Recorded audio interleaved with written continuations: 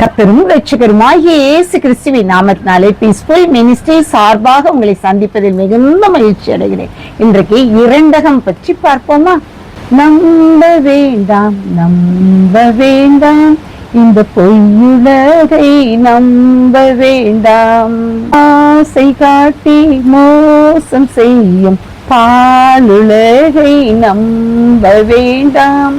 ஆசை காட்டி மோசம் செய்யும் பாலுலகை நம்ப வேண்டாம், நம்ப வேண்டாம், நம்ப வேண்டாம், இந்த பொய்யுலகை நம்ப வேண்டாம். ஆம், இரண்டகம் பண்ணும் மக்கள் மத்தியில் நாம் வாழ்ந்து கொண்டிருக்கிறபடியா நம்ம இந்த உலகத்தில் உள்ளவர்களை நாம் அதிகமாக நம்பக்கூடாது. நம்முடைய நம்பிக்கை நம் ஆண்டவர் பேரில் மாத்திரம் காணப்பட வேண்டும். இரண்டகம் என்றால் என்ன? 2 + அகம். நம்முடைய உள்ளத்திலே 2 வகையான எண்ணங்கள் காணப்படுவது இரண்டகம். ஒருவர் மேல் நாம் பற்றுறுதியாக காணப்படுவோம். அவர்களை பார்க்கும் பொழுது மிகவும் நல்லவர்கள் போல நடித்து விடுவோம். ஆனால் அவர்களுக்கு பிற்பாடு புறம்பாக அவர்கள் சென்ற பின்பு அவர்களை பற்றி தப்பாக பேசுவோம். இதுதான் இரண்டகம். அவர்கள் முன்பாக ஒரு பேச்சு, அவர்களுக்கு பின்பாக ஒரு பேச்சு. இப்படிப்பட்ட சமுதாயத்தில் தான் நாம் இப்பொழுதும் வாழ்ந்து கொண்டிருக்கிறோம். ஒரு கதை ஒன்று எனக்கு ஞாபகம் வருகிறது, அதை உங்களோடு பகிர்ந்து கொள்கிறேன். ஒரு கழுதையும் ஒரு நரியும் மிகவும் அதிகமாக ஒருவரை ஒருவர் சிநேகித்து நண்பர்களாக காணப்பட்டனர். அவர்களுக்குள் ஒரு ஒப்பந்தமும் செய்து கொண்டனர். நரிக்கோ அல்லது கழுதைக்கோ எந்த ஒரு ஆபத்து ஏற்பட்டாலும் நாம் இருவரும் ஒருவருக்கொருவர் நம்முடைய ஆபத்திலிருந்து நம்மை காப்பாற்றிக் கொள்ள வேண்டும் என்று உடன்படிக்கை செய்து கொண்டனர். அதுபோல அவர்கள் இருவரும் சில காலம் நண்பர்களாக, மிகவும் நெருங்கிய நண்பர்களாக காணப்பட்டனர். ஒரு நாள் அவர்கள் காட்டுப்பாதை வழியாக நடந்து சென்றனர். அப்பொழுது ஒரு சிங்கம் வருவதை இந்த நரியும் கழுதையும் பார்த்து விட்டது. உடனே இந்த நரி சொன்னது, கழுதையாரே நீ இங்கே இரும், நான் போய் சிங்கத்திட்ட நம்ம ஒன்றும் செய்யக்கூடாதுன்னு சொல்லி பேசிட்டு வரேன்னு சொல்லி சிங்கத்துக்கிட்ட போச்சு. உடனே சிங்கத்திட்ட போய் நரி சொல்லுது, உமக்கு நல்ல ஒரு உணவு கொண்டு வந்திருக்கேன், அதனால நீர் விரும்பிய வண்ண நீர் அதை சாப்பிடும் அப்படின்னு சொல்லி நரி சிங்கத்திட்ட சொல்லிட்டு கழுதைகிட்ட வருது. கழுதையாரே நான் உண்மை பற்றி நல்லா பேசியிருக்கேன், நீரு கொஞ்ச நேரம் என்ன செய்யணும், இந்த பள்ளத்துக்குள்ள பதுங்கி இருந்துகிட்டீங்கன்னா அது அங்கே உண்மை ஒன்றும் செய்யாது அப்படின்னு சொல்லும். உடனே இந்த கழுதை என்னது, தன்னை நண்பன் தானே, தனக்கு நல்லது தானே சொல்வான் என்று நினைத்து அந்த பள்ளத்துக்குள்ள குதித்து விட்டது. உடனே இந்த நரி சிங்கத்திட்ட போய், பாதுகாப்பா நான் வச்சிருக்கேன், நீர் வாரம் நம்ம கூட்டிட்டு போய் கழுதைகிட்ட விடுதேன், நீ சாப்பிடும் அப்படின்னு சொல்லி சிங்கத்தை அழைத்து வருது. உடனே சிங்கம் நினைக்குது, பள்ளத்துக்குள்ள இருக்கிற அந்த கழுதை வெளியே எஞ்சி வர முடியாது, இந்த நரியை நாம சாப்பிட்டு விட்டா நாளைக்கு அந்த கழுதையை சாப்பிட்டுக்கலாம் அப்படின்னு சொல்லி அந்த நரியை என்ன செஞ்சது, அது கொதறி சாப்பிட ஆரம்பிச்சது. தன்னுடைய நண்பனுக்கு இரண்டகம் பண்ண விரும்பிய அந்த நரி தன்னுடைய சூழ்ச்சி நிமித்தமாக அது தன்னுடைய உயிரையே மாய்த்து கொள்ள நேரிட்டது. அப்படியாக தான் இன்றைக்கு மிருகங்கள் மாத்திரமல்ல மனுஷர்களும் காணப்படுகின்றனர். இந்த இரண்டகம் பண்ணுகிற காரியத்தை குறித்து நாம் வேதாகமத்தில் காணலாம்.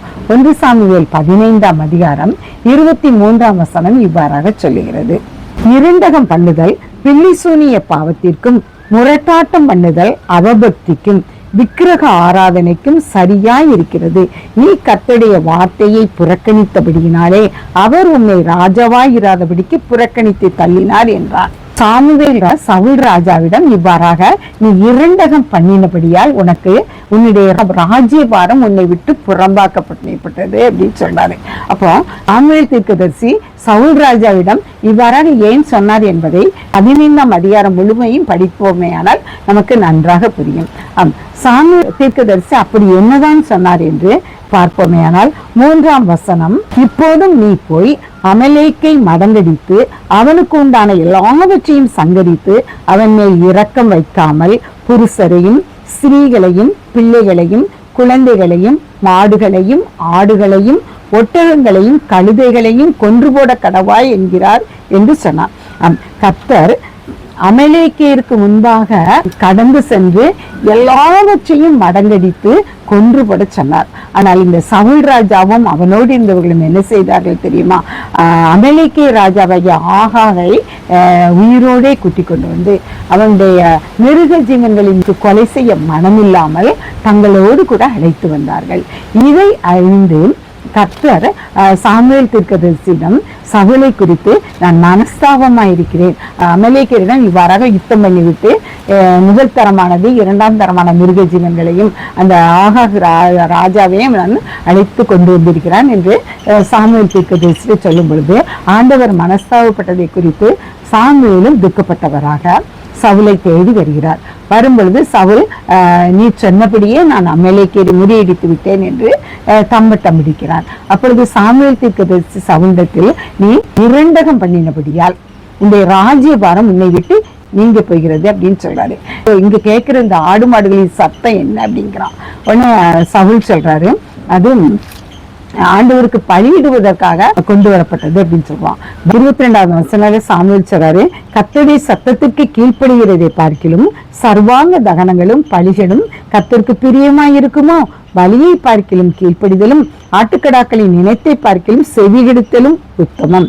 இரண்டகம் பண்ணுதல் பில்லி சூனிய பாவத்திற்கு சரியாய் இருக்கிறது என்று சொல்கிறார். ஆண்டவர் சொன்னது அமலேக்கியரை முற்றிலுமாக முறியடித்து விட வேண்டும் என்று.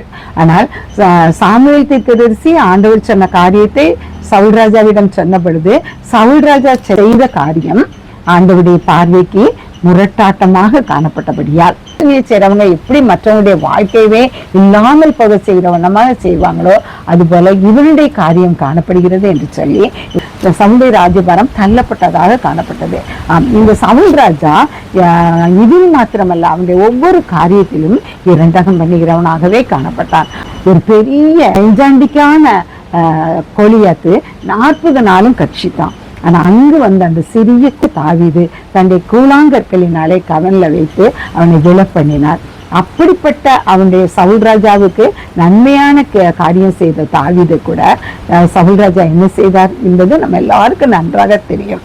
சவுல் ராஜாவுக்கு அப்பப்ப ஒரு அசுத்தாவியினால் அவன் கஷ்டப்படும் பொழுது இதுதான் அவனுக்கு என்ன செய்யறான், இசை வாசித்து அவனுடைய அசுத்தாவி அவனிடமிருந்து கடந்து போக செய்கிறவனாக காணப்பட்டான்.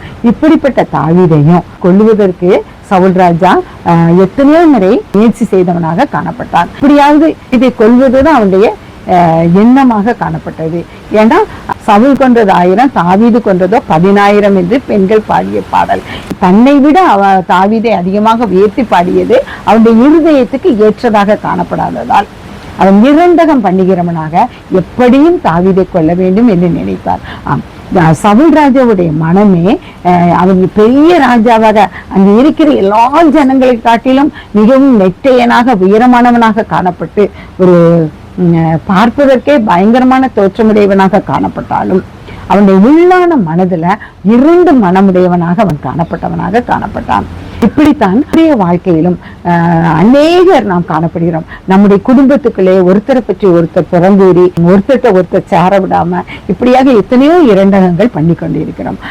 இரண்டகம் பண்ணுவது ஆண்டவருக்கு பிரியமில்லாத காரியம் என்பதை நாம் உணர்ந்து கொண்டவர்களாக ஒவ்வொருவரும் நாம் ஆண்டவருக்கு பிரியமானவர்களாக நடக்க முயற்சிப்பேமே. ஆனால் ஆண்டவர் நம்முடைய வாழ்க்கையை செழிப்புள்ளதாக மாற்ற அவர் சித்தமுள்ளவராக காணப்படுகிறார். ஆகையால் நாம் இந்நாட்களிலாவது அவருடைய வருகை மிகவும் சமீபமாய் இருக்கிறபடியால் நம்முடைய உள்ளான மனதை புதுப்பித்தவர்களாக ஆவிக்குரிய காரியங்கள்ல நாம் ஈடுபட்டு நம்முடைய மனதை ஆவியானவரே ஆட்கொள்ளத்தக்கதாக நம்மை முற்றிலும் சுத்திகரிக்கிற பிள்ளைகளாக காணப்பட நம் ஒவ்வொருவரும் ஆண்டவருடைய சமூகத்துல கிட்டி சேர ஆண்டவரும் நம்மை அழைக்கிறார். நாம அவருடைய சமூகத்துல கிட்டி சேர மிகவும் மகிழ்ச்சியோடு கடந்து செல்வோம். அப்பொழுது நாம் அவர் தரும் எல்லா பாக்கியங்களையும் சுதந்திரமாக பெற்றுக்கொண்டு பூரிப்பாக நாம் வாழலாம். ஆண்டவர் தாமே இந்த வார்த்தைகளை ஆசீர்வதிப்பாராக. ஜெபம்.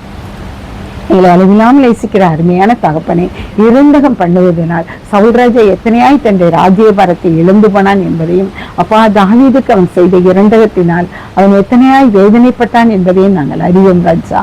அப்பா நாங்களும் கூட எங்களுடைய வாழ்க்கையில யாருக்காவது நாங்கள் இரண்டகம் பண்ணுகிற பிள்ளைகளாக காணப்படாதவண்ணம் என்னுடைய வாழ்க்கையில ராஜா உமக்கு பிரியமாக உடைய கற்பனைகளையும் கட்டளைகளையும் அப்பா தகப்பனே நாங்கள் கை கொண்டு உடைய சித்தப்படி நாங்கள் நடக்க எங்கள் ஒவ்வொருவரையும் நீ பக்குவப்படுத்தும் வழி நடத்தும். உடைய கருத்தில் எங்கள் ஒவ்வொருவரையும் தாழ்த்தி அர்ப்பணிக்கிறோம். நீரே பொறுப்படுத்தி வழி நடத்தும். இயேசுவின் மூலம் ஜெபங்களும் நல்ல பிதாவே. ஆமேன், ஆமேன்.